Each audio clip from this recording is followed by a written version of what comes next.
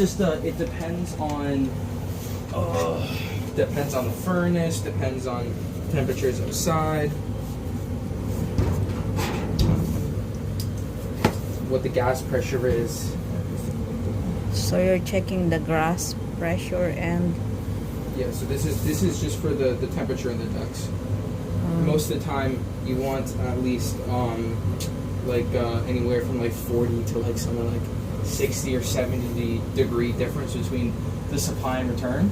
I also put the probe in very, very close to the heat exchanger, so it right there is going to be hotter than it would actually read somewhere else. So that one is 80, and this one is. Most of the time you see them anywhere like in the 120s.